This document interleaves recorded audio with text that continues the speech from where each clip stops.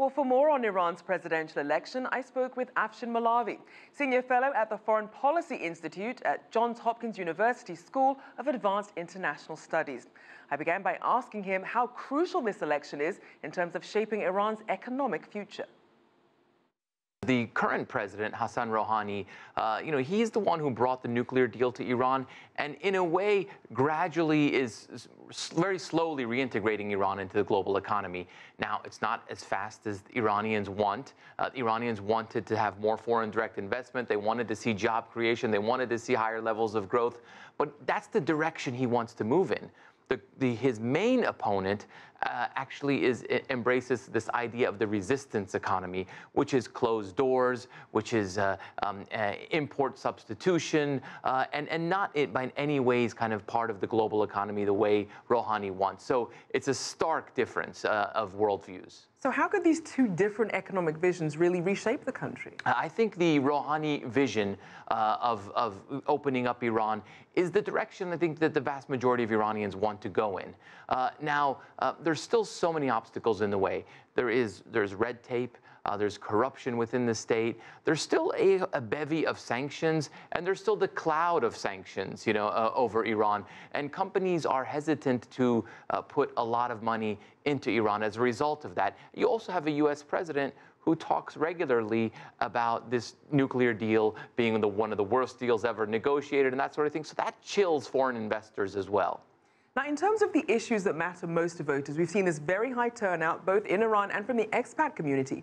What are the issues that really matter to them? I think the economy really is driving a lot of this.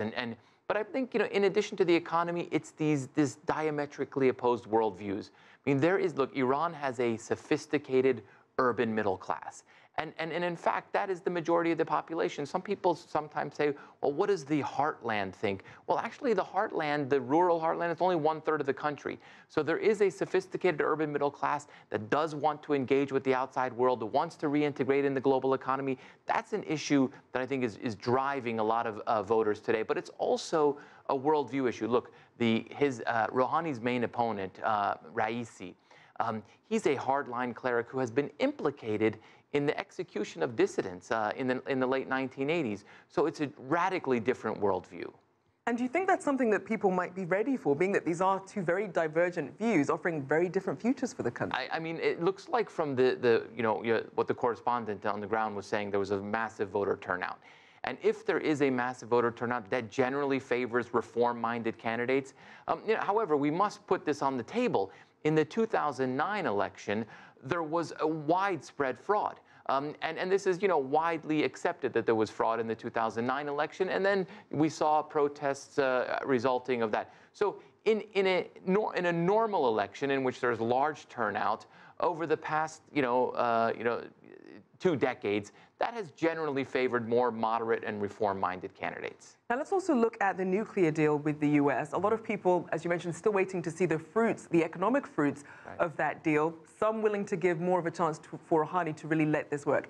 How high is that in terms of the priorities for voters in this election? I think it's very high. I think when Rouhani actually was running for office in 2013, his campaign slogan was, he has a key, and the key will unlock all of Iran's problems. And the biggest problem Iran had was this web of sanctions. So in a sense, he delivered on that promise of doing a nuclear deal and gradually reintegrating Iran into the global economy. He managed to tame inflation.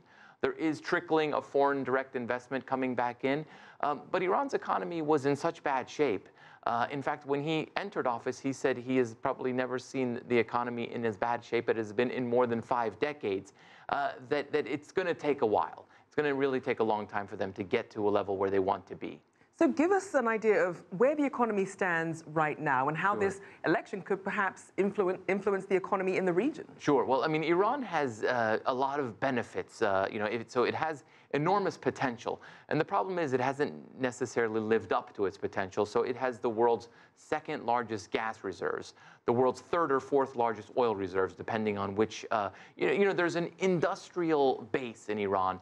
There's an entrepreneurial culture in Iran. None of that has really been unleashed. And once that does become unleashed, I think Iran has the potential to be the Germany of the Middle East in terms of its economic power. But because of this wave of this web of sanctions, coupled with corruption, coupled with mismanagement, coupled with Iran's isolation from the international community, Iran's potential is still stuck, and it has not been unleashed. And just quickly, we know that young voters very active in this election. How important is the youth vote? What do they want? It's very important, and I think the youth vote has traditionally voted for more reform-minded candidates. They want, more integration with the outside world.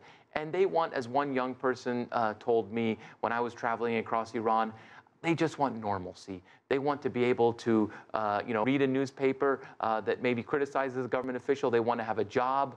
They want decent health care and good education. The same things that everyone wants around the world.